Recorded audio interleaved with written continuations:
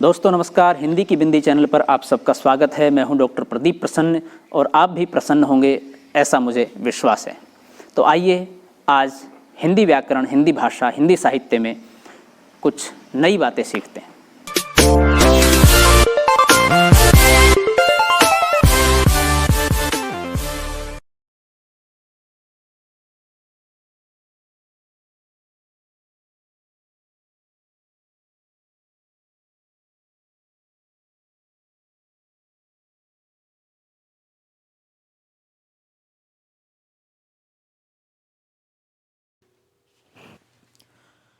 विद्यार्थियों, आज की वीडियो हम बना रहे हैं कक्षा 9 की हिंदी पाठ्य पुस्तक क्षितिज के पाठ 14 चंद्र गहना से लौटते बैर।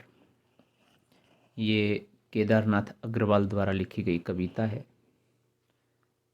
प्रकृति, खेत, ग्रामीण परिवेश और मौसम के अनुकूल सब्जी, फल, इन सब को परिभाषित करती हुई बहुत ही अच्छी कविता। इस वीडियो में हम कवि का परिचय, कविता का सार और कविता का वाचन और उसके साथ साथ उसका अर्थ, भाव और व्याख्या करेंगे। तो आइए शुरू करते हैं आज की वीडियो। आप देख रहे हैं हिंदी की बिंदी चैनल। केदारनाथ अग्रवाल का जीवन परिचय, संक्षिप्त परिचय कवि का। केदारनाथ अग्रवाल जी का जन्म 1 अप्रैल 1911 को उत्तर प्रदेश के बांदा जिले के कमासिन गांव में हुआ। इलाहाबाद अब प्रयागराज से उनका काफ़ी गहरा रिश्ता रहा। उन्होंने अपनी शिक्षा इलाहाबाद और आगरा में पूरी की। इलाहाबाद विश्वविद्यालय में अध्ययन के दौरान ही उन्होंने कविताएं लिखने की शुरुआत की। उनकी लेखनी में प्रयाग की प्रेरणा का बड़ा योगदान रहा है। वे पेशे से एक वकील रहे। उनकी मृत्यु सन 2000 में हुई।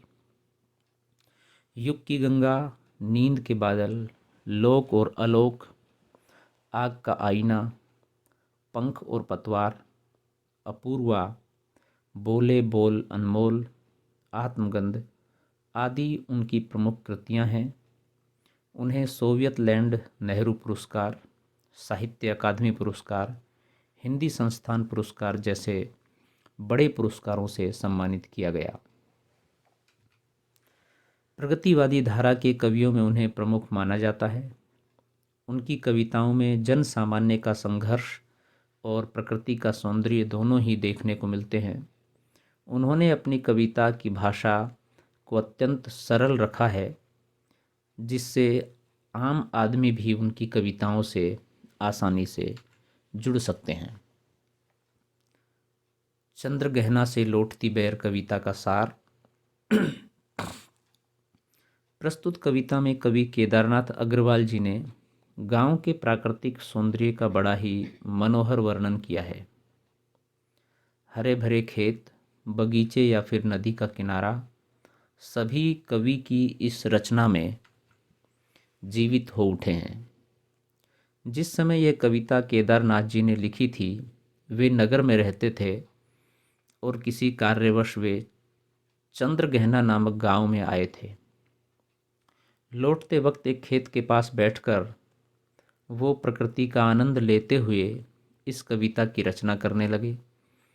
अपनी कल्पना में वे खेतों में उगने वाली सारी फसलों को मानवीय रूप दे देते हैं और उनकी विशेषता बताते हैं।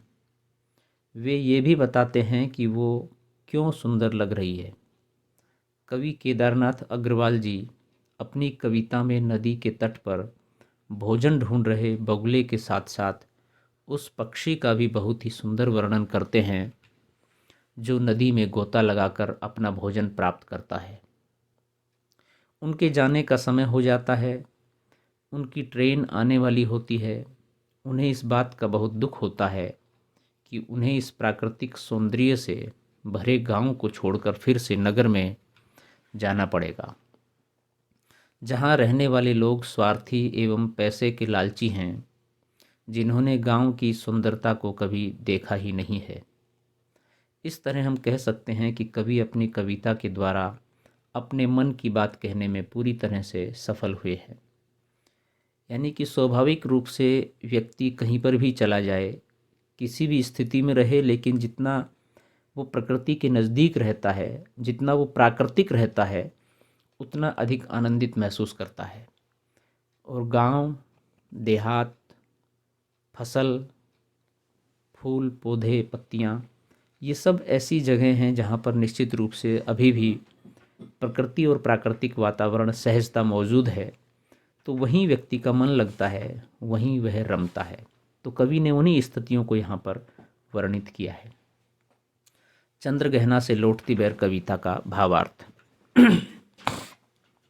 देख आया चंद्रगहना, देखता हूँ दृश्य अब मैं, मेड़ पर इस खेत की बैठा अकेला, एक बीते के बराबर यह हरा ठिगना चना, बांधे मुरेठा शीश पर, छोटे गुलाबी फूल का सजकर खड़ा है। कविता का भावार्थ है। चंद्रगहना से लौटती बेर कविता की प्रस्तुत पंक्तियों में कवि केदारनाथ अग्रवाल जी ने गांव की सुंदरता का बड़ा ही मनोहर उल्लेख किया है। वे चंद्रगहना नामक गांव घूमने गए थे और जब वे वापस आ रहे थे तो उन्हें रास्ते में एक खेत दिखाई देता है।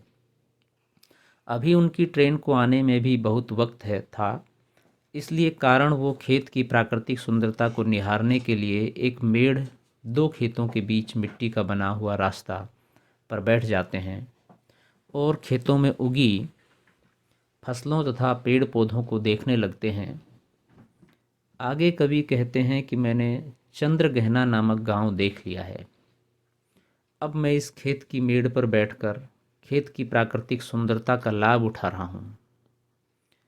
आगे चने के पौधे का बड़ा ही सजीला मानवीकरण करते हुए कवि कहते हैं कि एक पंजे की लंबाई के बराबर ज़्यादा से ज़्यादा 1 फुट की लंबाई वाला ये हरा चने का पौधा खेतों के बीच लहलहा रहा है।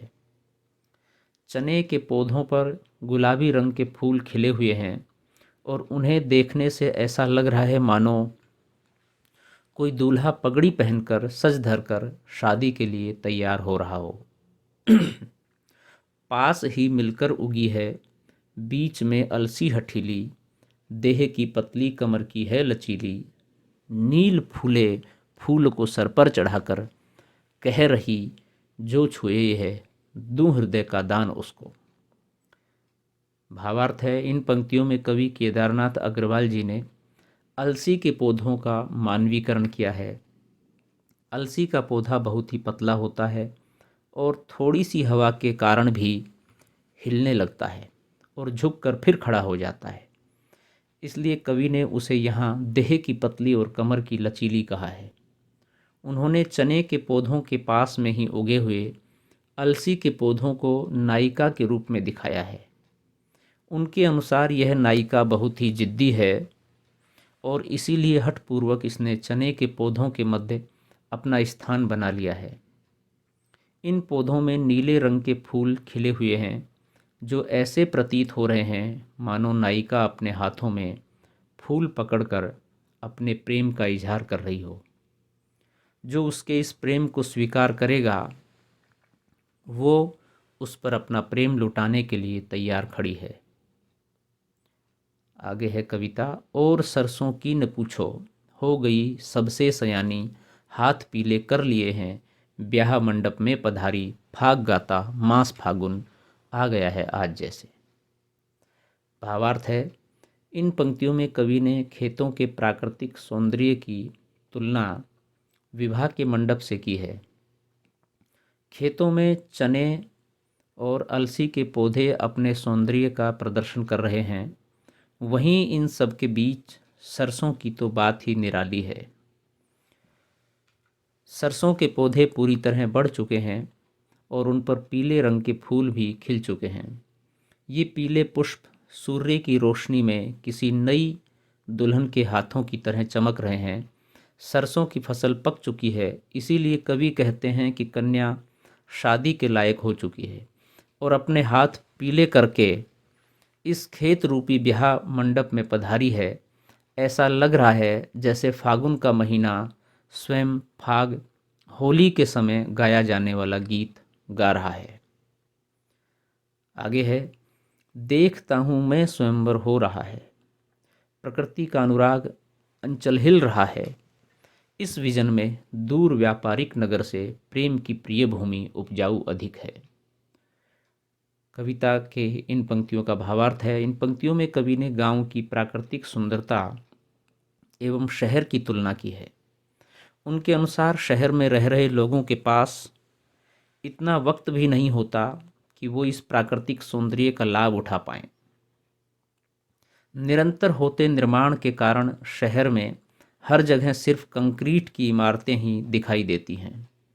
इसलिए उनके मन का प्रेम भाव बाहर नहीं आ पाता और शहरी लोग स्वार्थी हो जाते हैं। जबकि दूसरी ओर कवि को गांव के प्राकृतिक वातावरण में अनुपम शांति मिल रही है। कवि कहते हैं कि चारों तरफ सुनसान स्थान होने के बावजूद भी खेतों में इतना प्राकृतिक सौंदर्य भरा है कि ऐसा लग रहा है मानो यहाँ कोई स्वयंवर चल रहा हो। सभी सज धज के खड़े हैं और मंडप भी सजा हुआ है। कन्याएं सजकर अपने हाथों में फूलों की माला लेकर दूल्हे का चुनाव कर रही हैं। यहाँ लड़की से सरसों एवं अलसी के पौधों को संबोधित किया गया है, जबकि दूल्हे से चने के पौधों को संबोधित किया गया है। ऐसा दृश्य देखकर कवि के अंदर भी प्रेम भावना जागने लगती है। इसीलिए कवि ने कहा है, व्यापारिक नगर से दूर प्रेम की यह प्रिय भूमि अधिक उपजाऊ है। कवि संकेत में कह रहा है कि नगर में व्यापारिक दृष्टिकोण से कार्य होते हैं, चाहे रिश्ते बनते हों या प्रेम किया जाता हो या अन्य कार्य। लेकिन यह उपजाऊ मिट्टी, ये भूमि, गांव का यह सौंदर्य, प्राकृतिक वातावरण निश्चित रूप से सहज स्फुरित प्रेम भावना को प्रकट कर रहा है और यही स्वाभाविक और सच्चा आनंद है जिसको कवि स्वयं प्राप्त करना चाहता है, साथ ही साथ अन्य लोगों को प्रेरणा भी देना चाहता है। आगे पंक्तियां हैं। और पैरों के तले है एक पोखर, उठ रही इसमें लहरियां, नील तल में जो उगी है घास भूरी, ले रही वो भी लहरियां। एक चांदी का बड़ा सा गोल खंबा, आँख को है चमक, चमचमाता चकमकाता, हैं कहीं पत्थर किनारे पी रहे चुपचाप पानी, प्यास जाने कब बुझेगी। इन पंक्तियों का भावार्थ है। चंद्रगहना से लौटती बेर कविता की इन पंक्तियों में कवि ने खेत के किनारे तालाब एवं उसमें पड़ने वाली सूर्य की रोशनी का बड़ा ही सुंदर वर्णन किया है। वे मेड़ पर जहाँ बैठे हुए हैं उसके दूसरी ओर स्थित तालाब के जल में हवा के साथ लहरें उठ रही हैं। उसके साथ ही बगल में उगी भूरी घास भी यूं हिलने लगती है मानो आकाश में पतंगें उड़ रही हों। जब तालाब के जल में सूर्य की किरणें पड़ती हैं तो उसका प्रतिबिंब जल पे एक चांदी के खंभे की तरह दिखाई देता है, जो कवि की आंखों में निरंतर चमक रहा है और लेखक को उसकी ओर देखने में मुश्किल हो रही है। दूसरी तरफ तालाब के किनारे कई पत्थर पड़े हुए हैं। जब जब तालाब में लहरें उठ रही हैं तब तब तालाब का जल जाकर पत्थर को भिगो रहा है। ऐसा प्रतीत हो रहा है मानो पत्थर चुपचाप पानी पीते जा रहे हैं, परंतु अभी तक उनकी प्यास नहीं बुझी और पता नहीं कब उनकी प्यास बुझेगी। इस तरह कवि ने अपनी इन पंक्तियों में प्रकृति का बड़ा ही सुंदर मानवीकरण किया है।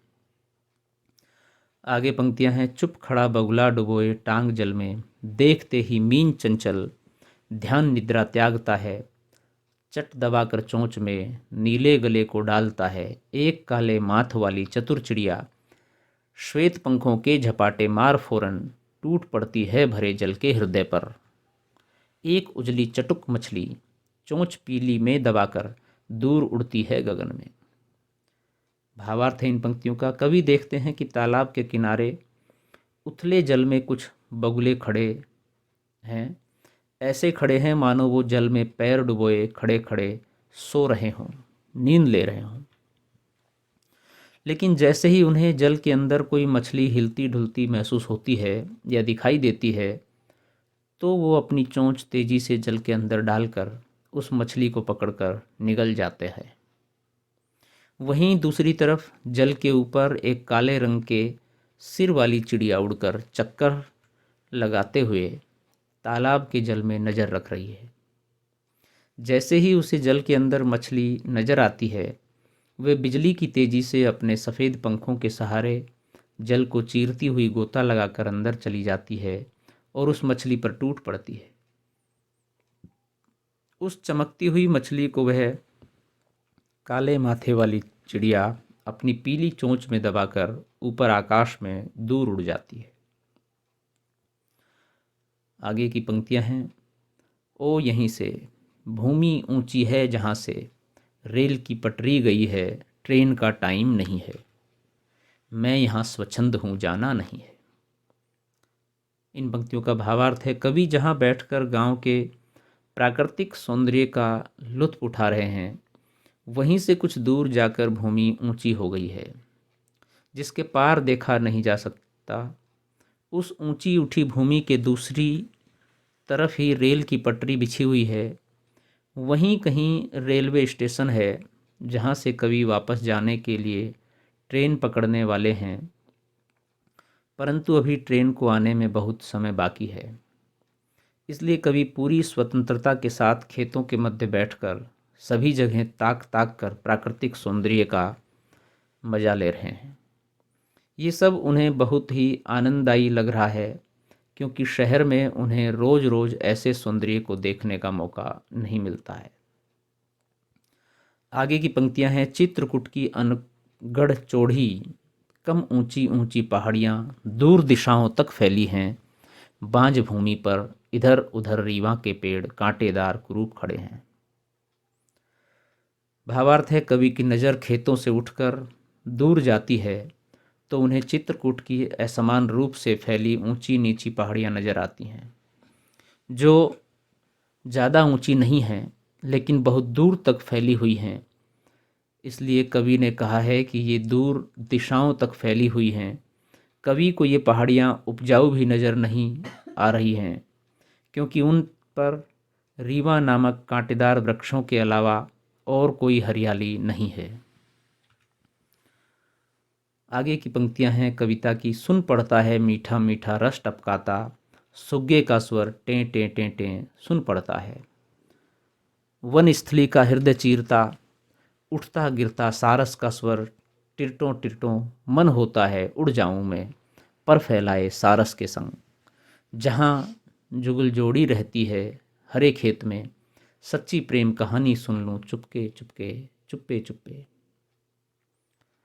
भावार्थ है इन पंक्तियों का। चंद्र गहना से लौटते बेर कविता की अंतिम पंक्तियों में कवि ने वन स्थली में गूंजती तोते और सारसों की मधुर आवाज़ों का वर्णन किया है। कवि को बीच बीच में तोते की टेंटे की ध्वनि सुनाई देती है, जो इस शांत वातावरण में वन के अंदर से आ रही है। इधर मधुर ध्वनि को सुनकर कवि का मन आनंद से भर उठता है और उनका मन भी तोते की इस मधुर ध्वनि की ताल से ताल मिलाने को करता है। इसी बीच कवि को सारस की जंगल को भेद देने वाली ध्वनि सुनाई पड़ती है, जो कभी घटती है तो कभी बढ़ती है। वास्तव में यह सारस के जोड़े के आपसी प्रेम का संगीत है, जिसे सुनकर कवि यह कल्पना करता है कि वह भी अपने पंख फैलाए सारस के संग उड़कर हरे खेतों के मध्य चला जाए, फिर छुपकर सारसों के सच्चे प्रेम की कहानी सुने, ताकि उन्हें कवि द्वारा कोई तकलीफ न हो और वे उड़ न जाएं।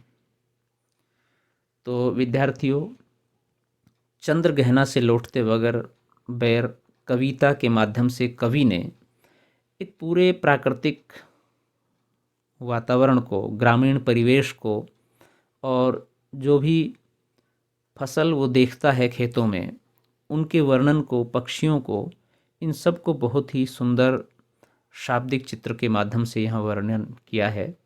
और निश्चित रूप से एक प्राकृतिक सहज सौंदर्य हर व्यक्ति को आकर्षित करता है। कई सारे बिंब, बहुत सारा मानवीयकरण, मानवीय अलंकार का प्रयोग कवि ने किया है। तो आज की वीडियो यहीं पर समाप्त होती है। वीडियो आपने पूरी देखी उसके लिए आपका बहुत बहुत धन्यवाद। आशा करते हैं वीडियो आपके लिए लाभान्वित होगी। यदि वीडियो आपको अच्छी लगी हो तो इसे लाइक करें, शेयर करें, कमेंट्स करें और हिंदी की बिंदी चैनल को सब्सक्राइब करना न भूलें। बेल आइकॉन को भी दबा लें ताकि सभी प्रकार की वीडियो की सूचना आप तक पहुंच जाए। और यदि आपके मन में कोई सवाल है, कोई जिज्ञासा है, कोई प्रश्न है तो आप कमेंट्स के माध्यम से बताइए, हम उसका समाधान करने का प्रयास करेंगे। आज के लिए इतना ही। नेक्स्ट वीडियो में नेक्स्ट टॉपिक के साथ फिर मिलते हैं। तब तक के लिए शुक्रिया, नमस्कार।